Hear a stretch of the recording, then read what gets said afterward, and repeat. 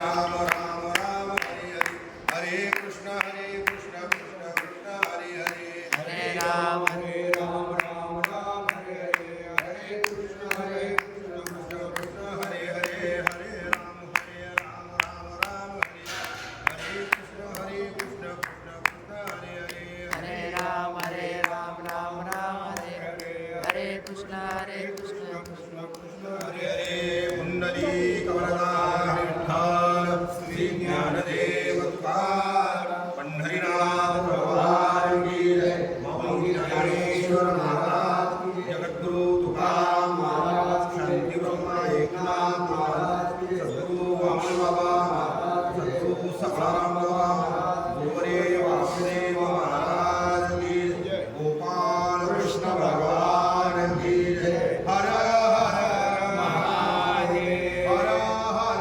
महादेव जय श्री राम तरी अवधान ऐकले तुझे मग सर्व सुखासी पात्र होईजे हे प्रतीत उत्तर माझे उघडाय का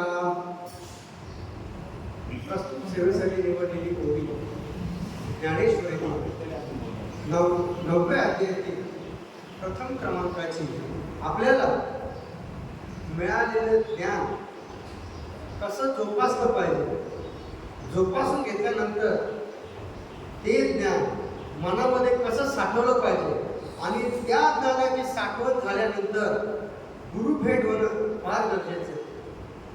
थोडक्यात असा या ओळीचा साधा आणि सरळ सोपा अर्थ आहे. माझ्या समोर बसलेले वयोवृद्ध, ज्ञानवृद्ध, तपवृद्ध असा फार काही महाराष्ट्रीय प्रवचनकार नाही. आता माझ्या वडिलांची वडिलांचं थोडंफार ऐकलं, तुमच्या आमच्याकडून थोडंसं ऐकलं, याच्या बेसवरती थोडंसं बोलण्याचा प्रयत्न करतो. तरी या उदाहरण ऐकले तुझे मग सर्व सुखासी पात्र होईचे ते प्रतिज्ञ उत्तर माझे उघड ऐका.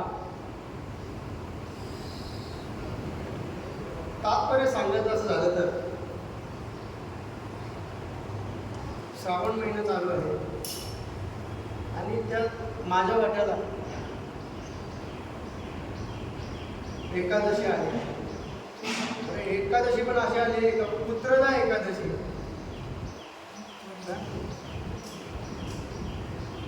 कायम उद्धारक आवेल असे भरपूर आम्ही स्वतःला भाग्यवान समजतो का अशा ठिकाणी बसणं आणि अशा ठिकाणी बसून प्रवचन करण्याची संधी प्रत्येकाला मिळत नाही. बरं का तरी अवधान ऐकले तुझे मग सर्व सुखासी प्राप्त होईचे. हे सर्व सुख आम्हाला आमचे वासुदेव बाबा महाराज, वामन बाबा महाराज, सावरम बाबा महाराज यांच्या कृपा आशीर्वादाने मिळालेली ही आम्हाला सिद्धी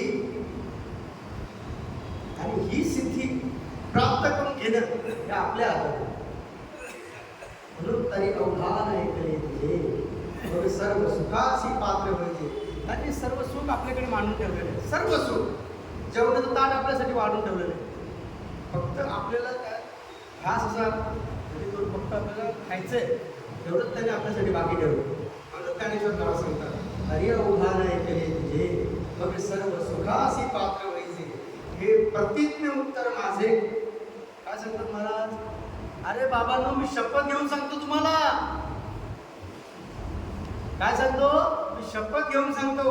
आमगे बाबाया गेला ऐसा कोणी ऐकी याला, ऐसा कोणी ऐकी याला, ऐसा कोणी ऐकी. अरे भगवंताचं नाम घेतलंय म्हटलं वाया गेला असं कधी झालंय का हो? शक्यच नाही, शक्यच नाही. म्हणून देवाची भक्ती करणं फार महत्वाचं आहे. त्याच्यामध्ये सेवा तरी अवधान ऐकले तुझे मग सर्व सुखासी प्राप्त होईचे. प्रथम आपण एकादशी असलेली थोडंसं एकादशीचा भाग घेऊया. थोडासा एकादशीची उत्पत्ती हा विषय आपल्याला एकादशी थोडक्यात एक विषय मांडण्याचा प्रयत्न करतो.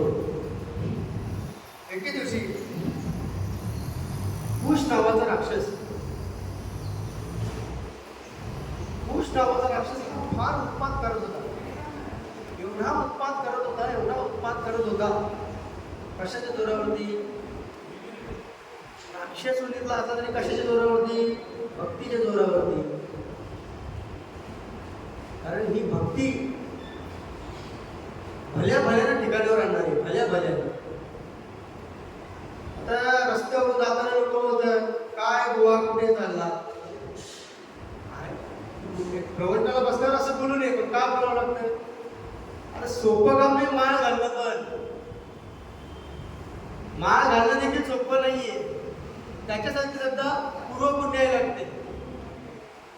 तरी अवधान ऐकले तुझे, सांगण्याचा प्रयत्न काय करतोय? तरी अवधान ऐकले तुझे.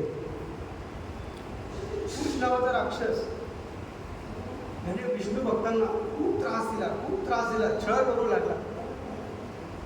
एवढी छळ करू लागला की अत्यंत ऋषीवर्ग हा कासावीस झाला. कासावीस होता होता होता होता एवढा छळ करू लागला. कुठे जर हवन चालू असेल, यज्ञ चालू असेल, हा त्याच्यात जाऊन पाणी ओतू लागला. एवढी छळ करू लागला. कोणाचे? विष्णू भक्तांचे. शब्द काय वापरताना विष्णू भक्तांचे. देवालाही फार भक्ताला त्रास द्यायला आवडत नाही. भक्ताचे पायापाशी दुर्जनाची सवारी. बरं का, देवाला एक वेळ शिवी दिली तरी चालेल, पण देवाच्या भक्ताला शिवी देऊन बघा. देवाच्या भक्ताला तुम्ही काहीतरी बोलून बघा. देव आहे तो, चतुरातू शिरोमणी. तो कुठे ना कुठे लक्षात ठेवणार. तुमच्या वाट्याचा एक पॉईंट तो त्या गल्ल्यामध्ये टाकून ठेवणार. याने असे कर्म केले, याला याचं फळ द्यायचं. देवाने विचार केला, आता याचा काटा काढलाच पाहिजे. कुश नावाच्या राक्षसाला देवाने मारून टाकलं, वध झालं. पण राक्षस तो तरी कुठे आहे? कुठेतरी रक्त, कुठेतरी भावगटकी असते ना, त्याचाच भाव मुरू. त्याच्या भावाचं नाव काय? मुरू. मुरूमध्ये देवाची भक्ती केली मी, भगवान शिवाची भक्ती मी केली, भोलेनाथाची, आणि माझ्याच भावाला मारून टाकला म्हणे. आणि आता एक पृथ्वीतळावर एक सुद्धा विष्णू भक्त ठेवणार नाही. हाही देखील सगळ्या विष्णू भक्तांच्या मागे लागले. कोण? मुरू. मागे लागला, मागे लागला, आणि हात त्याच्यापेक्षा बाला ठेवा. म्हणजे देव माझ्याशी बोलतो तर सही, देव मला देखील प्रसन्न आहे, माझ्या भावाला देखील प्रसन्न होता. याने परत 1000 वर्ष भगवान शंकराची तपश्चर्या केली आणि देवाकडून काय वर मागून घेतला? कुठल्याही नराकडून काय वर मागून घेतला? कुठल्याही नराकडून माझा वध होणार नाही, असा वर मागून घेतला. देव काय आपल्या शिवमुळे कथा असतो म्हणे. जा त्या वराच्या जोरावरती अजून उत्पाद मागू लागला. सगळीकडे हाहाकार पसरला. पसरता पसरता पसरता पसरता विष्णू भक्तांनी विष्णू भगवंताजवळ धाव घेतली. म्हणजे देवा, तुम्हीच या नरकात आम्हाला सोडू शकता. कारण पृथ्वी तलावरती या मुरू नावाच्या राक्षसांना अक्षरशः नर्क माजवलं. नर्क करून ठेवला त्या पृथ्वीचा. 6 महिने झाले. देव युद्धावरती गेले ते परत येईना. का? तर नराशी माझं वैर, नरापासून मला माझं बली होऊ शकत नाही. कोण बोलतो? मुरू नावाचा राक्षस. माझा वध होऊ शकत नाही. देव 6 महिने झाले भांडतो, म्हणजे युद्ध करतो. मुरू नावाचा राक्षस काही ऐकत नाही. असे चिंता करत बसलेले असताना देवाच्या श्वासातून एक कन्या बाहेर निघाली. श्वासामधून एक कन्या बाहेर निघाली. कन्या बाहेर निघाल्यानंतर कन्येने भगवान विष्णूचे नमस्कार केला आणि सांगितलं, देवा, माझ्यासाठी काय आज्ञा? तुम्ही एवढी चिंतित आहात, माझ्यासाठी काय तरी आज्ञा असेल ना? भगवान विष्णू म्हणाले, भूतलावरती मुरू नावाचा राक्षस आहे, भूतलावरती हाहाकार माजवलेला आहे, त्याचा म्हणजे जाऊन वर करायचं. लगेच त्या कन्येने आपलं रुद्र रूप धारण केलं. 2 हातामध्ये 2 धनुष्यबाण, एका हातामध्ये कमळ, भगवंताचं शस्त्र, आणि भूतलावरती गेली आणि त्या गुरु नावाच्या राक्षसाचा वध करून भगवंताला परत भेटण्याकरता म्हणजे महाराज तुम्ही दिलेली आज्ञा पूर्णपणे पार पाडली. अशा अशा नावाचा राक्षसाचा विनाश झालेला आहे. पण महाराज म्हणे आता माझं काम तर झालं, पण याच्या पुढे माझा उपयोग काय? मी जी कामगिरी बजावली त्याच्या बदल्यात मला फळप्राप्ती काय? त्याच्या बदल्यात मला काहीतरी हवं ना. म्हणजे काय हो तुला? म्हणजे महाराज या दिवशी होती एकादशी, बरोबर? या कन्येचं नाव देखील एकादशी पडलं. पण म्हणे काय वर मागायचं तो मागून घे. कोण सांगतात? भगवान विष्णू त्या कन्येला सांगतात तुला काय वर मागायचं तो मागून घे. म्हणजे जेव्हा मृत्यू तलावरती जेव्हा जेव्हा तुमचं नामस्मरण निघेल तेव्हा भक्ताला तुमच्याजवळ येण्याकरता पहिली पायरी म्हणजे एकादशी.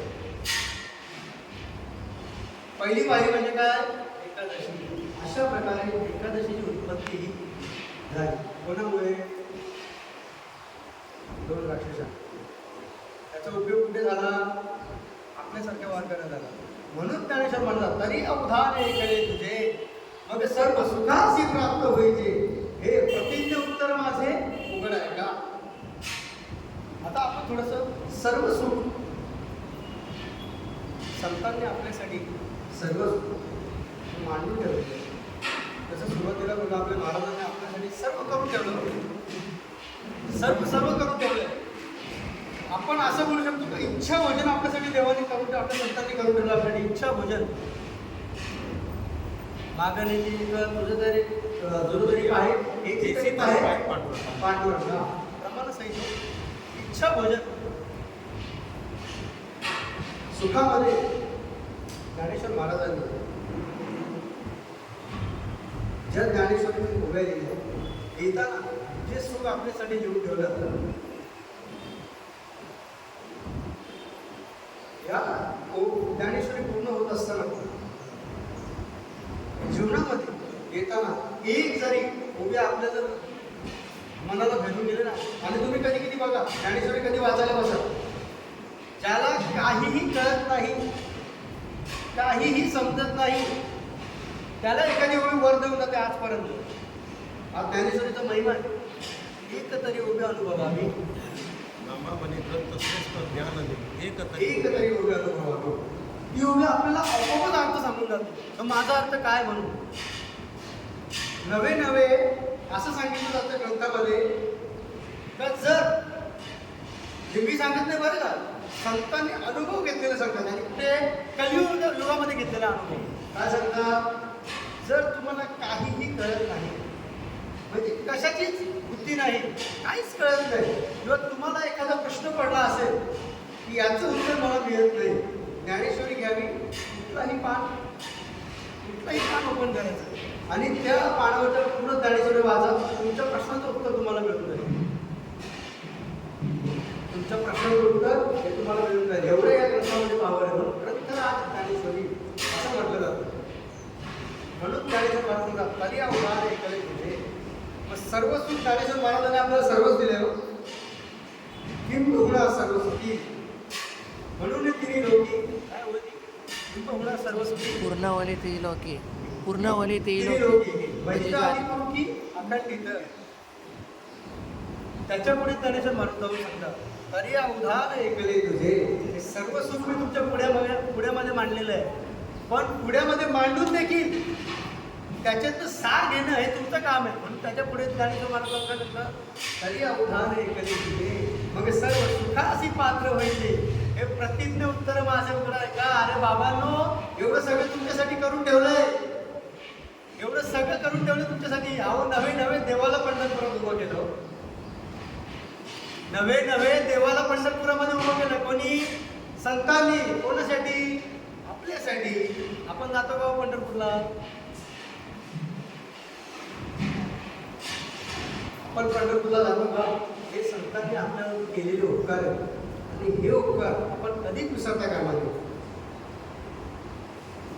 तसंच पुढे बघायला गेलं तर आता ज्ञानेश्वर महाराज सांगतात तरी अवधान ऐकले तुझे. ग्रंथ तर देऊन ठेवलं, मला. पण देव कुठे राहतो तुम्हाला माहिती आहे? ऐसा हृदयामध्ये मी रामू असता सर्व सुखाचा आरामू तरी ध्यानतासीचे काम विषयावरी. देवाचा पत्ता देखील सांगितलं संतांनी. तरी आपण कुठे अजून तरी आपण कुठे सर्व सुख आपल्या पुण्यामध्ये मानतो. मी बघा तुम्हाला काय सांगतो, मी सुख तुम्हाला सांगतो. सुख संतांनी आपल्यासाठी सुख कसं मांडून ठेवलंय. अहो पाण्यामध्ये जर आपण पाहिलं ना, पाण्यामध्ये आपल्याला मासे किती सुंदर दिसतात. हा आता एक प्रश्न याच्यामध्ये असा आहे की पाण्यातला मासा हा पाण्यात राहून देखील त्याला पाणी पिता येते. किती मोठा आश्चर्य आहे. पाण्यातला मासा, पाण्यातला जीव, त्याचा जन्म पाण्यामध्ये झाला, पाण्यातनं बाहेर काढल्यानंतर त्याला मृत्यू. मग पाण्यात राहून देखील त्याला पाणी प्यायला त्रास आहे. म्हणजे किती जीवन अवघड करून ठेवलं देवाने. असा प्रश्न येतो का तुमच्या मनात? पाण्यातला मासा झोप काही कैसा त्याच्या वंशा देवाचे कळे. त्या माशाला पाण्यामध्ये उलटं व्हावं लागतं. उलटं झाल्यानंतर त्याचे कप्पे असतात ना दोन, त्याच्यातनं बुडबुड्या बाहेर येतात आणि त्याच्या जागी जेव्हा पाणी घुसतं ते पाणी त्या माशाला पोहोचत जातं. किती देवाची भक्तीमध्ये श्रेष्ठता आहे. म्हणून त्यानुसार मला सगळं तरी अवघाने केले तुझे मग सर्व सुखासी प्राप्त होईजे हे प्रतिज्ञ उत्तर माझे उघड आहे का. बाबांनो सगळं उघड करून दिले देवाला. आपल्याला सगळं संतांनी सगळं उघड करून दिलंय. करणं आपल्या हातात आहे. सुखातून ज्ञानेश्वर महाराज हे सुखाची प्राप्ती सांगत असताना सुखातून सुख वजा होणं, सुखातून सुख वजा होणं ही तुम्हाला पहिली व्याख्या क्लिअर करून देतो. सुखातून सुख कसं वजा होतं. राजसूय यज्ञ चालू असताना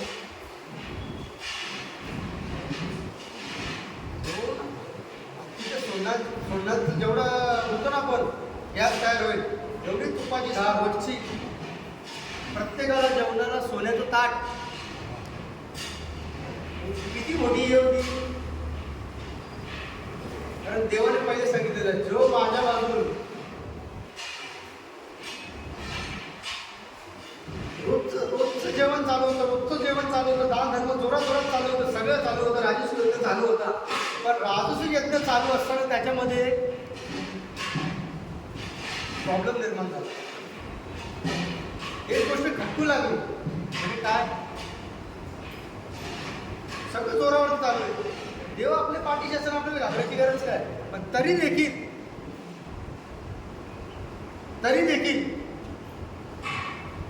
एक प्रॉब्लेम, एक छोटासा ठळ त्याच्यामध्ये तयार वाटला. तरी अवधान आहे. केले बघा ज्ञानेश्वर म्हणून किती बारकाईने सांगतात आपल्याला. तरी अवधान आहे केले तुझे. काय खेळ तयार झाला माहिती आहे का महाराज. राजसूय यज्ञ पार झाल्यानंतर जेवायला बसण्याच्या आधी 1 घंटा वाजायचा. तो घंटा वाजला म्हणजे काय, आपण आता जेवायला बसण्याची वेळ झालेली आहे. असं सगळं चालू असताना सगळी धावपळ चालू झाली. म्हणजे घंटा का वाजून नाही अजून. हरिपाठाचा टाइम संपून गेला, कीर्तनाचा टायमिंग संपला, तरी अजून महाराज पुंडलिकावर हरिविठ्ठल करत नाही. म्हणजे झालं काय, घंटा अजून वाजून काय नाही. कुठेतरी पाप शिल्लक आहे. पुण्याचा साठा भरपूर आहे. पुण्याची पावटी सरे इंद्रपणाची उटी उरे मग येऊ लागे ती माघारी होता. किती पुण्य होतो. देव हसत होता. देव कोणाचा इंद्राला. काय देव सांगतो, माता विचारतो देव म्हणजे मुंग्याला मग काय असतात. अरे म्हणजे 12 वेळा मी इंद्र बनवला. किती वेळा, 12 वेळा.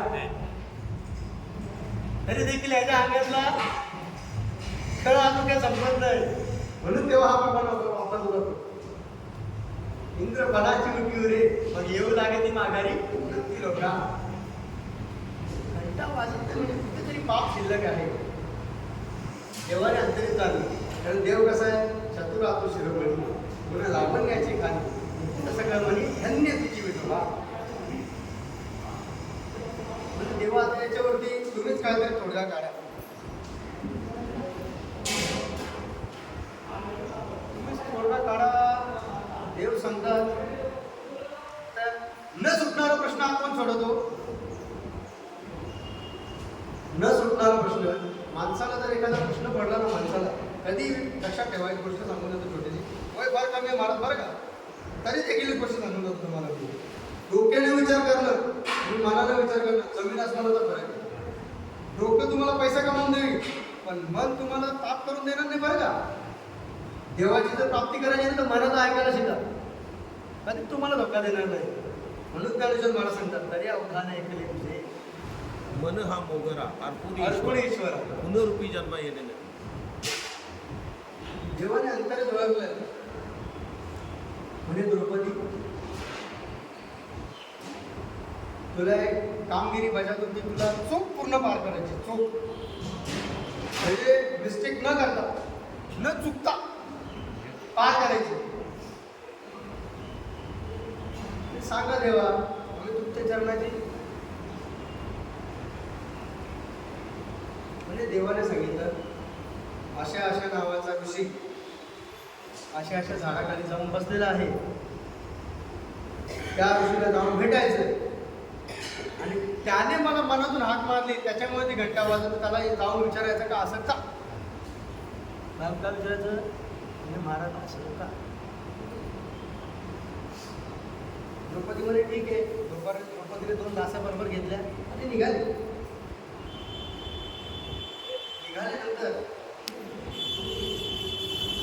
बाहेरच थांबवला. द्रौपदी उठली रथातून आणि त्या ऋषीकडे जाऊ लागली. ऋषीकडे गेल्यानंतर म्हणजे महाराज, पृथ्वी तलावरती खूप मोठे यज्ञ चालू आहे. असं यज्ञ कुठेही झालेलं नाही. राजूशी नावाचे यज्ञ चालू असताना त्याच्यामध्ये थोडीशी अडथळा निर्माण झाल्यामुळे देवांनी तुम्हाला बोलवलं अशी आज्ञा आहे. म्हणे मला यायला जमणार नाही. पुढे सांगितलं, ऋषीने काय घेतलं, मला यायला जमणार म्हणजे महाराज असं का. द्रौपदी विचारली, कुंडलिकाने सांगितलं कुंडलागी येते बोलाविले कोणी वाचूया वाचून आला असे का. तुम्हाला मी बोलवलंय का, मला नाही यायचं. कोण सांगतो ऋषी असं द्रौपदीला, मला नाही यायचं, मला त्याची काही गरज नाही. म्हणजे महाराज काहीतरी मधला रस्ता, किमान तुमचा निरोप तरी काय देवासाठी. सरळ आहे. जो 100 यज्ञ केलेलं पुण्य मला प्राप्त करेल, तो जर मला घेण्याकरता आला तर मी यज्ञामध्ये हजेरी नक्की घालेन. असा निरोप त्या ऋषीला द्रौपदीला दिला. द्रौपदीला दिल्यानंतर देवाने दिलेलं काम कोणी दिलंय, ब्रह्मांड नायकाचा धनी, त्याने दिलेलं काम आपण परत तसंच झालं. म्हणजे आता बरं बघा महाराज, आता डोक्याने काम करते, मनाचं काम करून डोक्याने काम बघा. द्रौपदीने काय सांगितलं, म्हणजे थोडा वेळ आपण थांबूया, वाट बघितली तर परत जाऊया. परत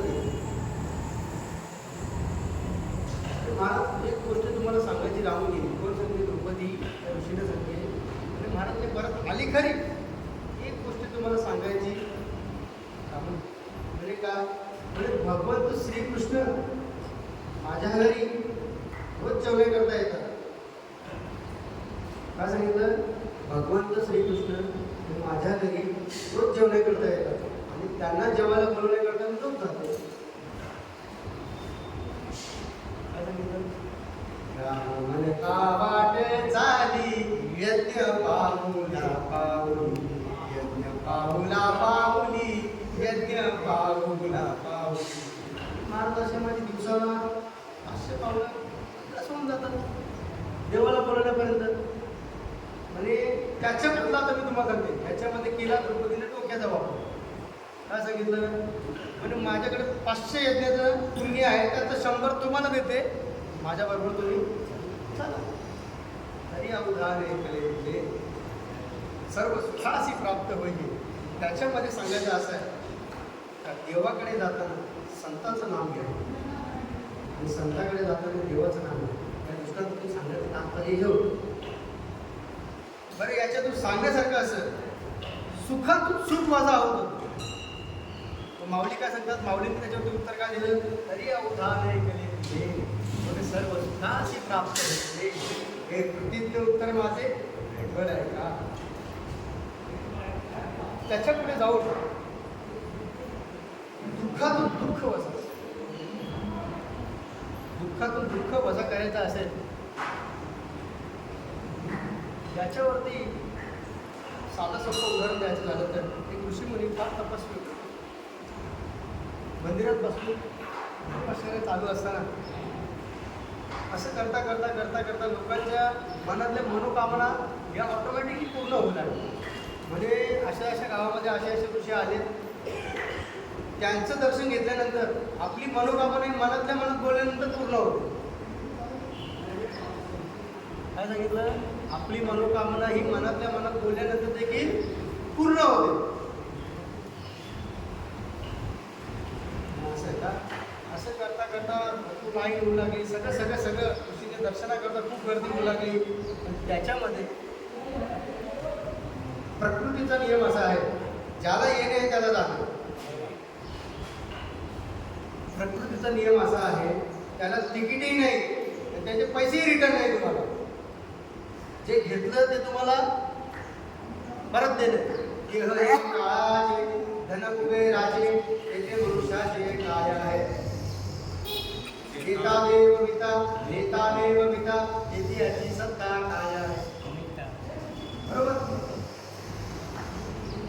तसे एक स्त्री अगदी गडबड घालत ऋषींच्या पायाला जाऊन पकडू लागली. म्हणजे महाराज, माझ्या घरी माझा मुलगा एका तासापूर्वी मरण पावलेला आहे, तेवढं त्याला तुम्ही मला जिवंत करू द्या. असं मागणं तिने ऋषीजवळ केलं. असं मागणं ऋषीजवळ केल्यानंतर ऋषी म्हणायचे छाती पकडून बसले. सर्वांची सर्व इच्छा पूर्ण करतो. प्रकृतीच्या विरोधात जाणं हे मोठ पाप. प्रकृतीच्या विरोधात जाणं हे खूप मोठं पाप. आणि आता काय करायचं, ऋषीने तेव्हा तिला उत्तर असं दिलं की ह्या गावामध्ये असं एक घर शोधून दाखवायचं जिथे एक सुद्धा माणूस मृत झालेला नसेल. अशा घरातून येऊन मला एक बोलतो ना आपण 5 नाणे किंवा 10 नाणे मला आणून द्यायचे. मी बंद करून देतो, चालेल. गावभर बिल्ली ह्या घरातून त्या घरामध्ये, त्या घरातून त्या घरामध्ये जाऊ लागली. टाहो पडू लागली. मनामध्ये काय, माझा पुत्र गेली आणि दुसऱ्या दिवशी ऋषींना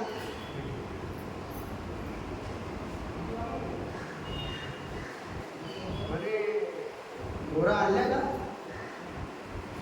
विचारतात. ऋषी विचारतात, मोहरा आणल्या का.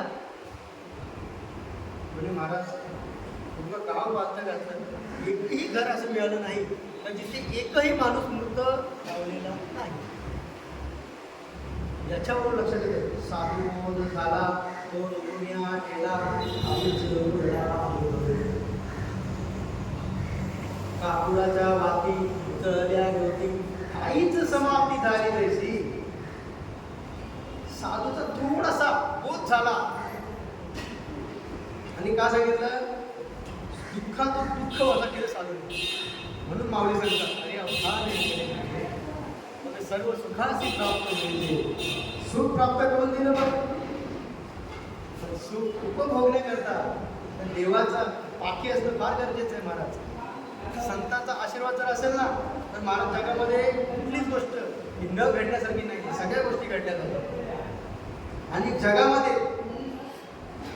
जगामध्ये अशी कुठलीही गोष्ट तुम्ही मनामध्ये आणा ही जगामध्ये घडली नाही. ही गोष्ट कधी ना कधी भूतलावरती होऊन गेलेली आहे. एवढ्या देवाचा महिमा अपरंपार.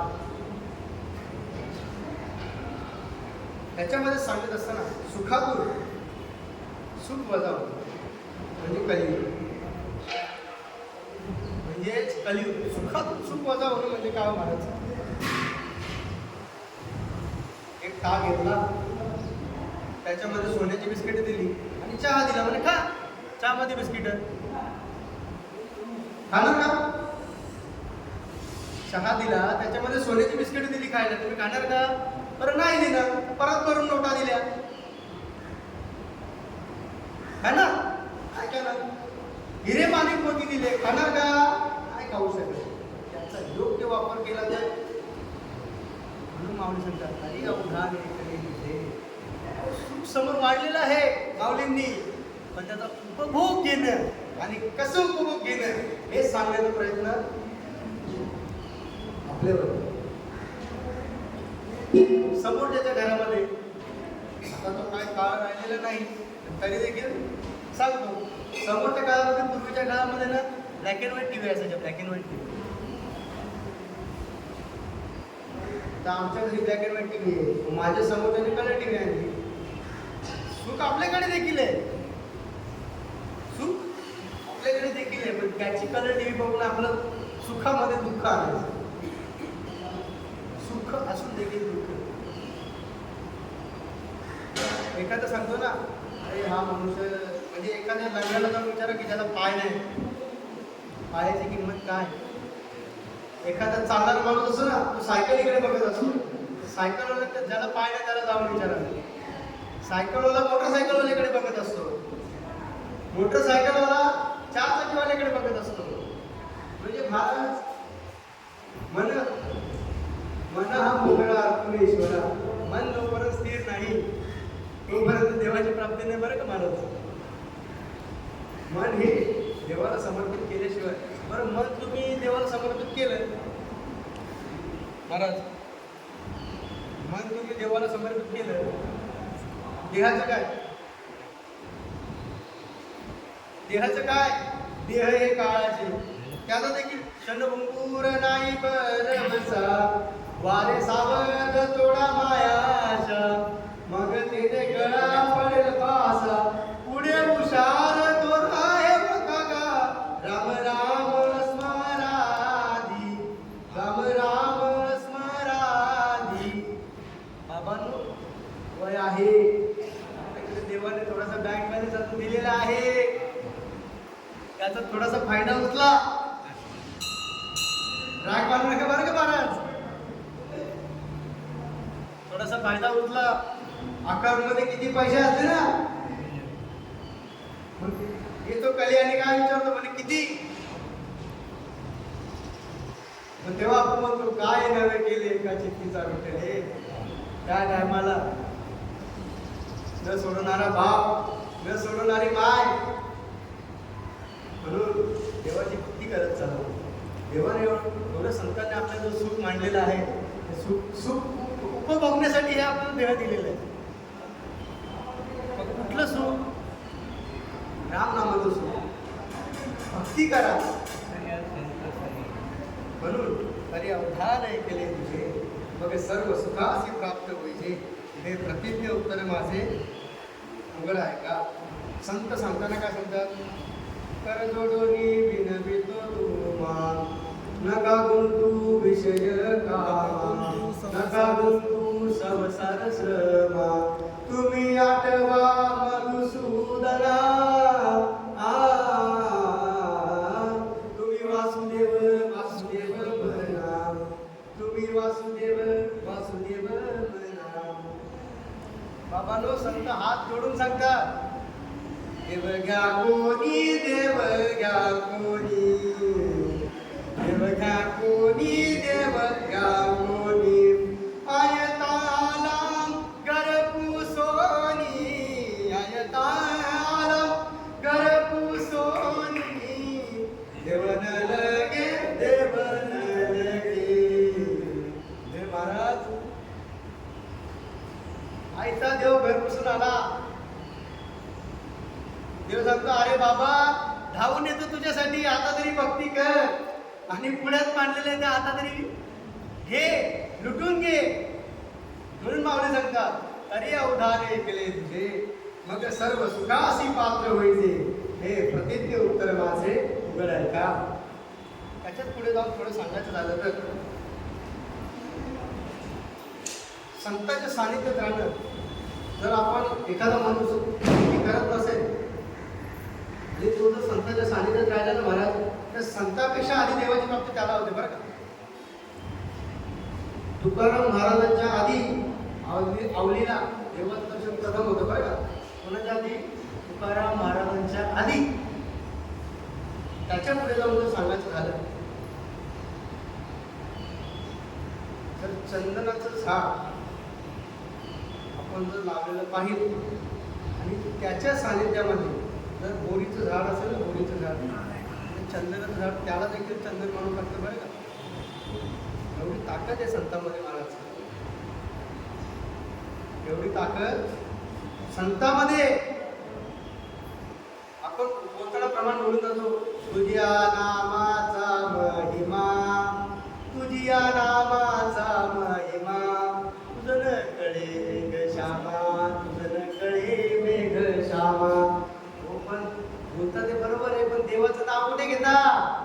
देवाचं नाम घेणं फार गरजेचं आहे. म्हणजे तरी अवधान केले तुझे मग सर्व सुखासी प्राप्त व्हायचे हे प्रतिज्ञ उत्तर माझे उघड आहे का. आता याच्यामध्ये प्रतिज्ञ उत्तर माझे काय देतात. संतांनी सत्ता केली तशी परी चंदनाने बोरी व्यापी आहे. काय सांगतात म्हणजे माणूस मटण सगळं सगळं खातो. 1 महिन्याकरता श्रावण पाहतो महाराज. 1 महिन्याकरता श्रावण असं पाळणार ना. वारकऱ्याला सांगणार म्हणजे महाराज आज आम्ही भेंड्याची भाजी खाल्ली. पुन्हा सांगणार वारकऱ्याला सांगणार संत दर्शन या पद्मनाभ संत संगतीते काय सांगू सुख संत संगतीते काय सांगू सुख आपण पारखे नाही येते आपण पारखे नाही येते आपण पारखे नाही येते साधू थोर जाना साधू थोर जाना साधू थोर जाना साधू थोर जाना.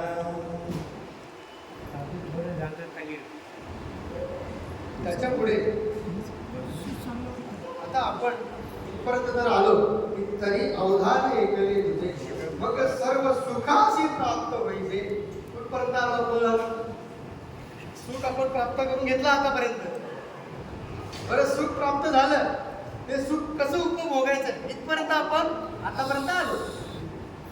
पण त्याच्या पुढे जाऊन माऊली काय सांगतात माहिती देवाची भक्ती करतात पण संतांचा केलेला अपमान हा देवाला अजिबात सहन होत नाही. जगाच्या पाठीवर कितीही मोठा भक्ती करणारा असतो कितीही मोठा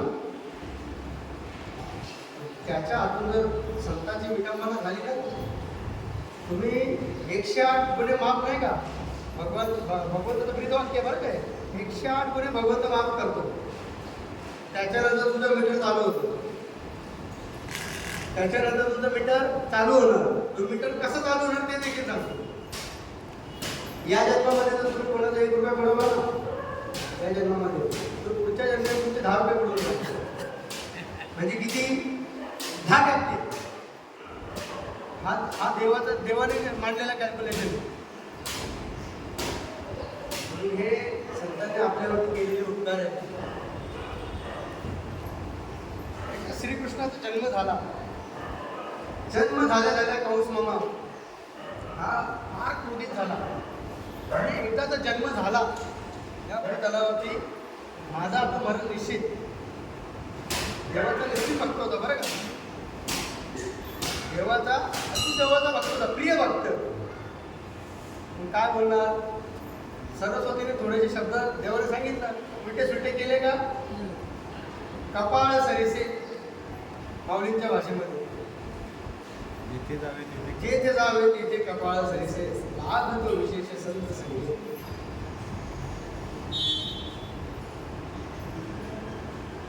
कंस माऊली विचार करू लागला, म्हणजे एवढे प्रयत्न केले मी, पण देवानं काय माझी इच्छा पूर्ण करून होऊन दिली. कारण देवानं प्रतिज्ञा केली नाही, म्हणूच शकत नाही. कोणी प्रतिज्ञा केली का जो 8वा मुलगा प्राप्त होणार तो तुझा वध. ही आकाशवाणी होती. पाऊस हा मनात तुझू लागला. जसं आपण पंढरपूरची वारी करून आलो, वारी करून आल्यानंतर ना पंढरपुरामध्ये एकदा तर पाय कधी पडतो वारकऱ्यांचा. का असतं मनामध्ये, एकदा तर पंढरपुरामध्ये आमचा पाय कधी पडतो. आणि जेव्हा पंढरपुरामध्ये आपण प्रथम पाऊस पडतो ना, महाराज तू जातो वारकऱ्याचा. त्या वारकऱ्याला जाऊन विचार, महाराज तुम्हाला काही त्रास? देह भाव हरपल, देह भाव हरपला, देह भाव हरपला, तुझ पाहता विठ्ठला, तुझ पाहता विठ्ठला, देह भाव हरपला. देहभाव हरपून जातो महाराज. वारकरी हा देहभाव हरपून जातो. पण देवडं चतुर आहे ना महाराज. एकादशी पूर्ण झाली ना का आपल्या मोबाईलला बरोबर रेंज येते. आपल्या मोबाईलला कधीपर्यंत रेंज येत नाही माहिती का? अनुभव घ्या. हा सगळा सिस्टम देवाने केलेला आहे बरं का. आपण नाही केलेला. विज्ञान किती पुढे गेला तरी देवाच्या सिस्टमच्या पुढे आपण जाऊ शकत नाही. आपल्याला काय सांगायचंय? पाऊस बाबा सांगायचंय. जेव्हा एखाद्याची संपली तर आपल्या मोबाईलला ऑटोमॅटिक 3 कांड्या रेंज वाढतो. असं आहे. पाऊस मामा तर म्हणजे प्रथम कार्य आपल्या घरामध्ये होतं ते मुलाचं नामकरण करणं आणि याची राशी पाहणं.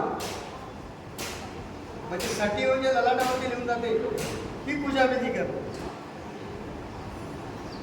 म्हणजे आता हा माझा विरुद्ध पृथ्वी त्याला वाटतं जन्म तर घेतलाय, कुठून ना कुठून थोडस लाग लावणं गरजेचं आहे. म्हणून श्रीकृष्णाने काय केलं? माभळ भट,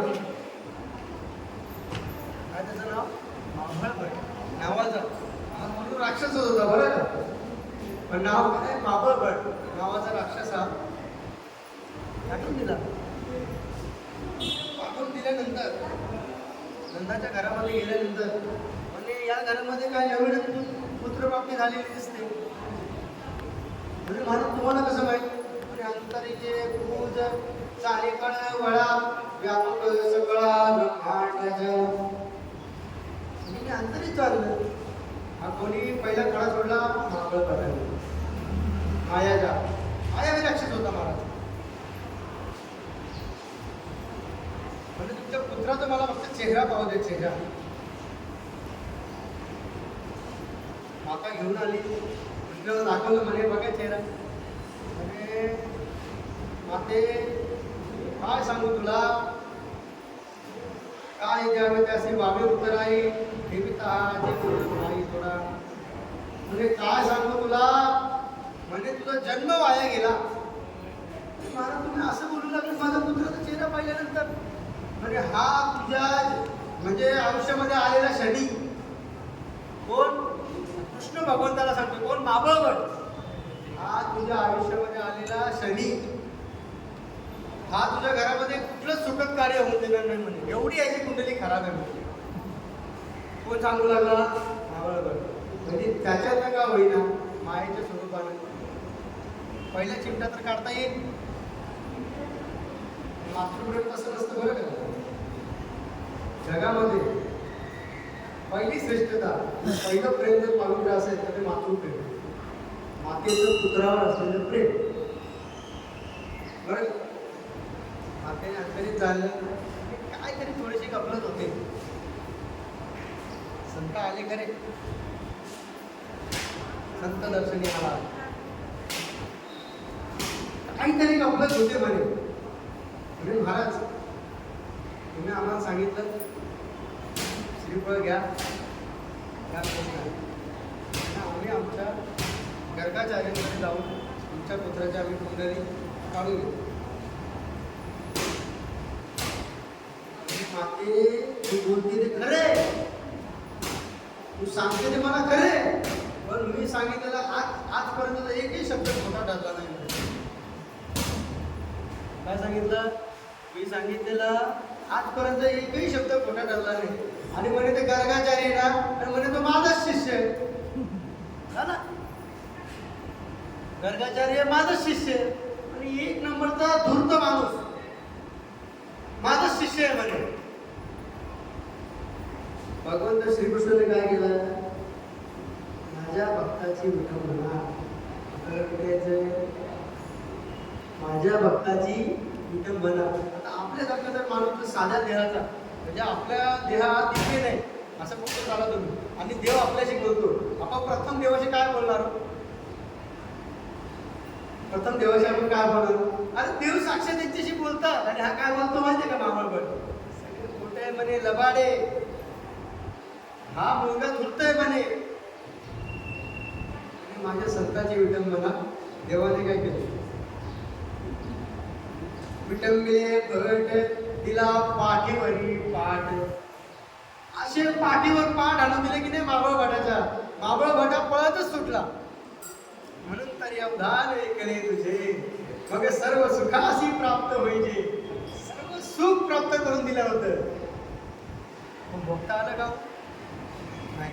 म्हणून तरी अवधान ऐकले तुझे, मग सर्व सुखासी प्राप्त होईजे. हे प्रतिज्ञ उत्तर माझे उघड आहे का? प्रतिज्ञ उत्तर माऊली सांगतात, अरे बाबांनो, भगवंताची शपथ घेऊन सांगतो, हे जे तुमच्यासाठी करून ठेवलं ना, हे तुमच्यासाठी फुकट आहे, फुकट.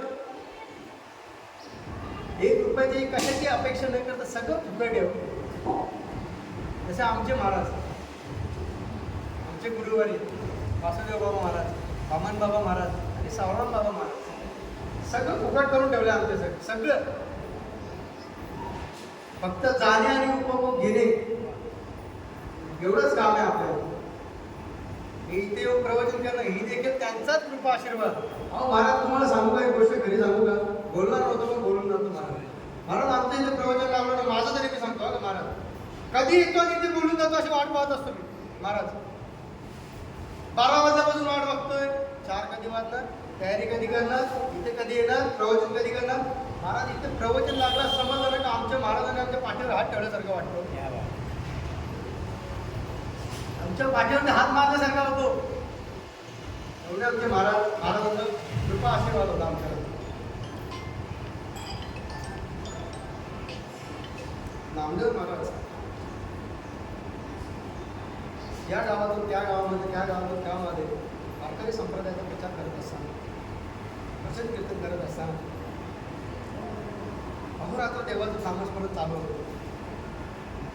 आणि देवाचं नामस्मरण चालू असताना एका आमदारांचं कीर्तन चालू असताना एक राजा देखील त्या कीर्तनाला आला. आणि राजा कीर्तनाला आल्यानंतर तर तो होता राजा, तो होता राजा. राजा या उर्मीने म्हणजे याच्या कीर्तनाला एवढी पब्लिक येते, एवढे संत लोक येतात, याचा मला थोडासा अभिमान आपण थोडासा गर्व याचा उतरला पाहिजे. म्हणजे कोण? राजा.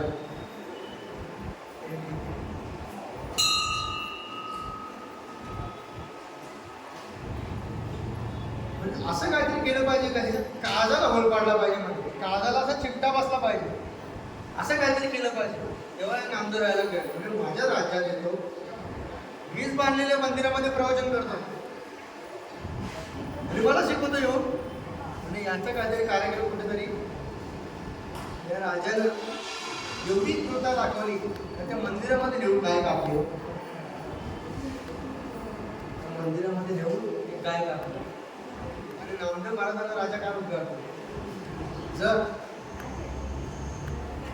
तुझ्या देवामध्ये आणि तुझ्यामध्ये देखील एवढा जर दृढ भावाने विश्वास असेल ना की ही गाय जिवंत करून टाक, मी तुझा दास.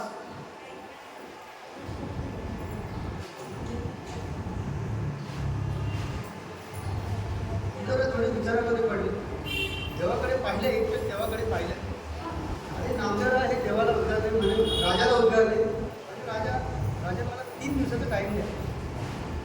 काय सांगितलं? 3 दिवसाचा टाईम. आणि नामदेव आहे गंगे किनारे तपश्चर्या करतात.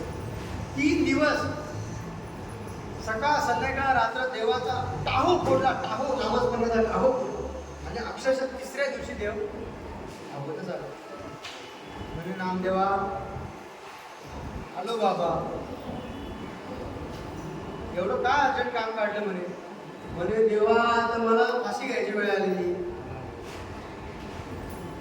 म्हणजे तुम्ही आले नसते तर तुमच्याच नावाची नाचक्की झाली असती का? आम्ही विष्णुदास तैसे नव्हे, आम्ही विष्णुदास तैसे नव्हे, पण तुमची नाचक्की झाली असती. म्हणजे तेव्हा एवढा उशीर येण्याकरता म्हणजे तूच 3 दिवसाचा अवधी मागितला. काय केलं? तूच 3 दिवसाचा अवधी मागितला. म्हणजे देव सांगतो, अरे भीमदादाला तू ओळखतो का? भीमदादाला त्या भीमानं काय सांगितलं? भीमाकडे छोटंसं कार्य सोपवलं होतं का देवाला जेवायला घेऊन येईल. भीमाकडे छोटंसं कार्य सोपवलं, देवाला जेवायला घेऊन येईल. जेवण झालं, सगळे लोक जेवायला बसले, देवाची वाट बघतात, तरी भीमदादा आतूनच पडले. म्हणजे तुम्ही वदळी केल्यावर कवळ घेता, आटपून घ्या, देव जेवायला येणार. आणि भीमदादानं अशी गदा फिरवली आणि गदेला आदेश दिला, देव जर आले नाही तर या देहाचे 2 तुकडे करायचे. आणि काय झालं?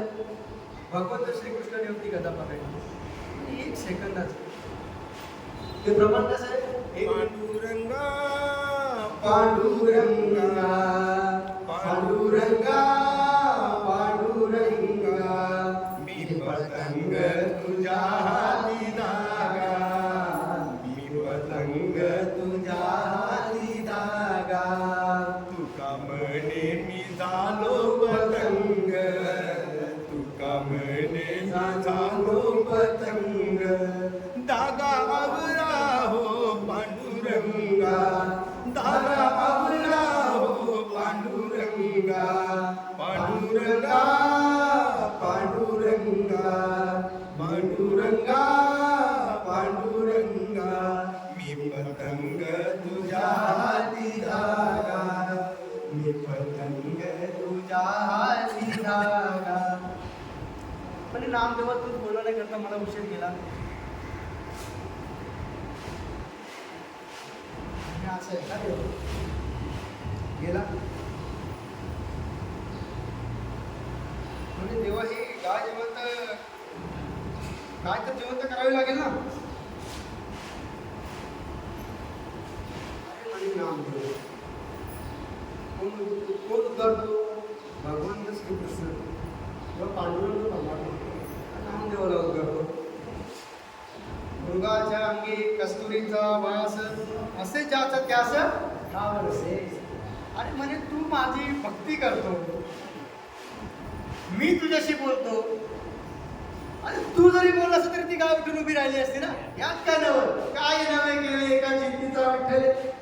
लहानपणाची भक्ती बाबडी, येता जाता ती गेल्या गाडी.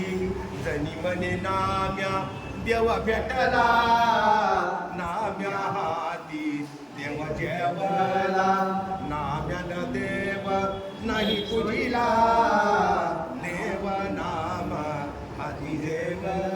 बघा भगवंताच्या भक्तीमध्ये किती पावर आहे. म्हणून ज्ञानेश्वर मला सांगतात, हरी अवधाने केले तुझे, मग सर्व सुखासी प्राप्त होईजे. हे प्रतिज्ञ उत्तर माझे उघड आहे का? ते हरण असतं ना, हरण इकडे तिकडे धावत असतं नुसतं जंगलामध्ये, शोध घेत असतो. हा सूक्ष्म वास येतो खरा, पण कुठे येतो? अक्षरशः वास घेऊन घेऊन घेऊन प्राण त्याग टाकतो, पण त्याला मरतो तरी देखील समजत नाही बरं का, हा वास पुढे येतो. हा त्याच्याच अवयवाचा एक भाग असतो. याच्यासाठी माऊली काय सांगतात का हे आपल्या वाट्याला येऊ नये, म्हणजे तुझ्या अंगाला देखील सुगंध आहे, पण तो सुगंध तुला कळायला पाहिजे. म्हणून ज्ञानेश्वर महाराज सांगतात तरी अवधान ऐकले तुझे मग सर्व सुखासी प्राप्त होईजे. हे प्रतिज्ञ उत्तर माझे कड ऐका. अरे बाबा ऐक रे ऐक. कोण सांगतात? ज्ञानेश्वर महाराज सांगतात. भक्तीच्या मापे मोजितो अनंता इतर तत्वता न मोजवे. एवढं सांगून देखील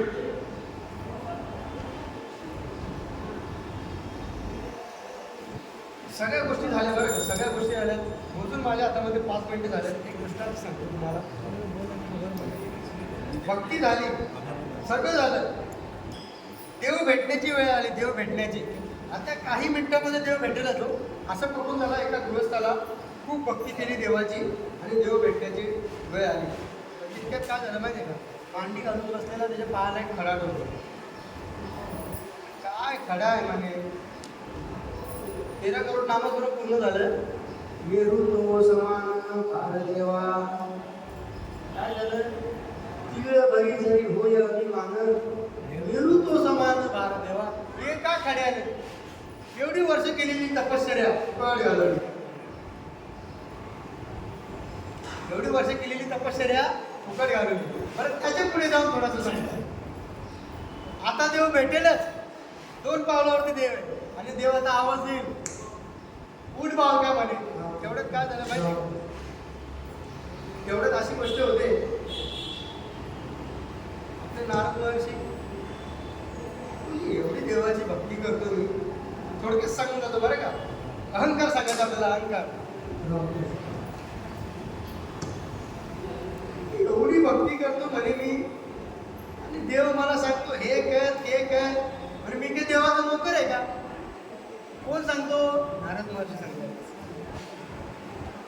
आणि थोडासा नादाला अहंकार.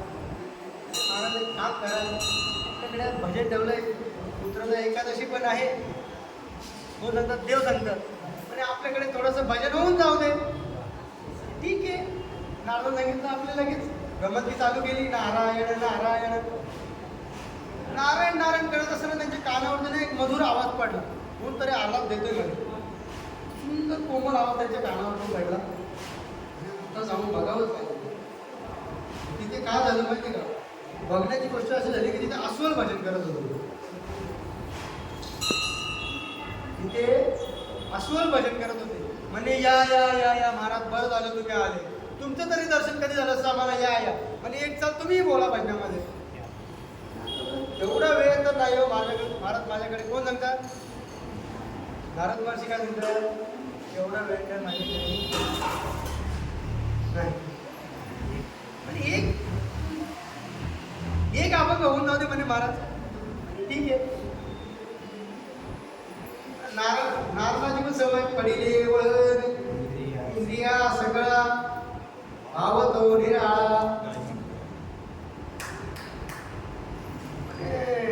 महाराज बसा. नारदाला आपल्या गळ्यातला विणा काढला, दगडावरती ठेवला, चालू केलं. श्रीमन नारायण नारायण नारायण. भजन जोरात जोरात चालू केलं. दुसरा ठेका अस्वलानं उचलला. पहिला आलाप मारला तर दुसरा ठेका हा अस्वलानं उचलला. असा आलाप मारला त्या अस्वलानं की तो दगड वितळला. बरं दगड वितळला तो विणा त्या दगडामध्ये जाऊन बसला. तो विणा दगडामध्ये जाऊन. आणि आपले 6 वाजत आले. 3 मिनिटं राहिले आपल्याकडे. भजन संपायची वेळ झाली. आपली भजन संपायची वेळ संपली म्हणे महाराज. तुमचं तुम्ही बघा कसं विना करता. आमचं भजन झालं आम्ही चाललो. कोण सांगतात? असं काय सांगतात? थांबवून सांगतात की आमचं भजन चाललं आम्ही चाललो. आणि आता यांनी वेगळ्याच आपल्याला वेगळ्याच काट्यामध्ये अडकवला. म्हणजे देवा आता करायचं तरी काय? देवाचा धावा करू लागला. प्रमाण कसं दगडाला पाझर फुटणे. नाम तुझे रे नाम तुझे रे नाम तुझे रे नारायणा नाम तुझे रे नाम तुझे रे नाम तुझे रे नारायणा कोणी पाषाणाला पाना कोणी पाषाणाला पाना नाम तुझे रे नाम तुझे रे नाम तुझे रे नारायणा. तसं नारदानं चालू केलं, अभिनय लगेच वरती आला. म्हणजे देवामध्ये किती पावर आहे नामस्मरणामध्ये, किती पावर आहे. म्हणून महाराज सांगतात तरी एवढाने केले तुझे मग सर्व सुखासी प्राप्त होईजे ते प्रतिज्ञ उत्तर माझे उघड आहे का. देवानं केलेल्या प्रतिज्ञा, देवानं फळरूपी आपल्याला दिलेले सर्व ग्रंथ संत यांचा आदर करा. देवाकडे कधीही न मागता जाणे, न काही बोलतो ना आपण इच्छा न ठेवता जाणे. देव तुमची इच्छा नक्की पूर्ण करेल. जर देवाकडे तुम्ही मागत असाल ना, कुठेतरी तुमचं पाप शिल्लक आहे एवढं समजायचं. कुठेतरी पाप आपलं शिल्लक आहे. म्हणून तरी अवधान आहे केले तुझे म्हणजे सर्व सुखासी पात्र होईल हे प्रतिज्ञ उत्तर माझे उघड आहे. झालेली प्रवचन रूपी सेवा ही पांडुरंगाच्या चरणी अर्पण करून, तुमच्या सगळ्यांच्या चरणी अर्पण करून, माझ्या माता पित्याच्या चरणी अर्पण करून सेवेला इथे पूर्ण विराम देतो. कुंडली गौरदेव श्री ज्ञानदेव